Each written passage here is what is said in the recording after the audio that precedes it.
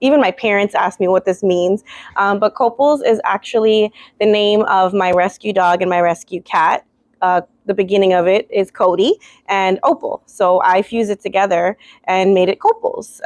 It represents, one, my brand is vegan and it does not test on animals. So they're both rescue animals. So that's what it also represents. I think it also represents unconditional love, and not just my unconditional love for them, but their unconditional love for each other too. So I just thought that it would be a great way to kind of represent my love for them by naming my brand after them. So Copal stands for Cody and Opal.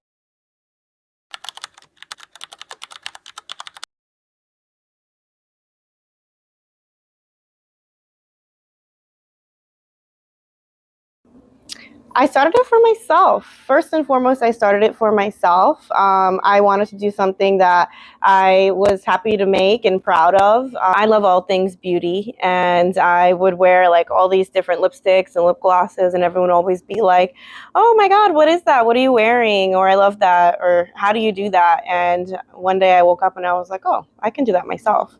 So, I went online and I did all the research that I needed to do, and I picked things that I like. I picked things that I think would look great on everyone, and that's basically what inspired me to get started. If I like it and if other people like it, then instead of saying, it's NARS, it's Fenty, it's Stila, I could say it's mine. I think that I do it for my family. I just want to do something that makes them proud. I think coming from like a Caribbean background, your parents want you to be like a doctor and a lawyer.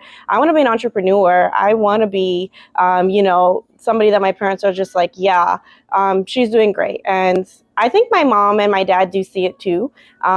They are super supportive of what I want to do and what I've started. And, my parents always speak love onto what I do. So that's also who I do it for. Lastly, but not least, my pets, my animals, and animals all over the world.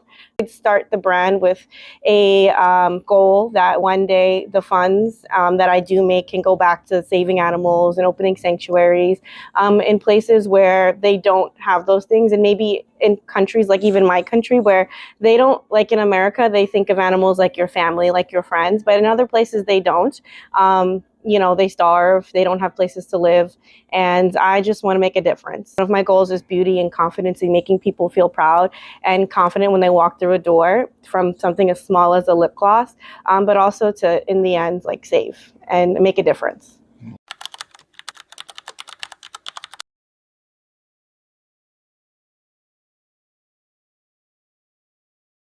What I want, because all of my colors and finishes and things like that is based on things that I like and things that I think look great on any type of person, including women of color.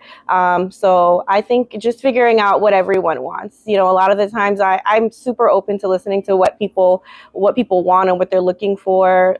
For example, when I release a color, women of darker tones or brown women will be like, "Oh, can you like make something more brown?" Or more brown options.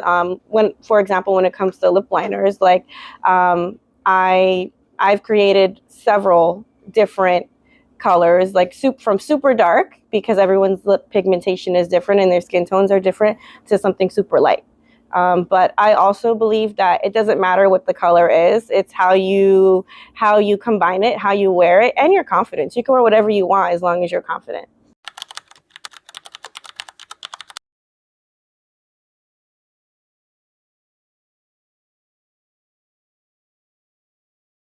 And honestly, the beginning is a struggle, but it's all about how you look at it. So I would like to reasonably call this like the climb. It's not a race, it's a marathon, which is something that people need to understand, that you start something and maybe in your mind you think it's going to be a complete success overnight, but that's not true. It's not going to be a complete success overnight. And maybe, listen, if you're lucky, maybe it will be. But I think I would call it the climb, because although there are obstacles and some days you wake up and you're just like no one's buying anything today, or, like, do people really like it? You realize that if you're confident in your product or whatever it is that you're creating, that you just have to keep pushing and, climb through all of the issues and whatever you think an obstacle is, and keep it moving, because it will be a success if you believe in it and you just continue to do what it is that you are passionate about.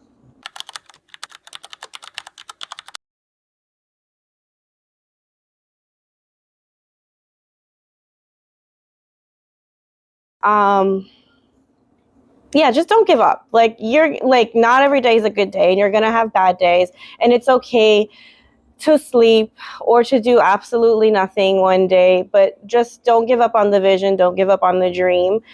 Keep pushing, keep trying. There'll be days where, I don't want to make content, or I'm tired, or my brain is tired. But I will say, just like a quick tip or a solution, and that just make content. Continue to make content, even if you make 10 different videos in one day. They dedicate a day that they feel inspired to make a bunch of different things. So yeah, that's my little tip. You have to be invested in what you're doing. You cannot be lazy about it. And if you really want something, you're the only person standing in your way. So don't stand in your way. Just keep pushing, and you'll get there. Yeah.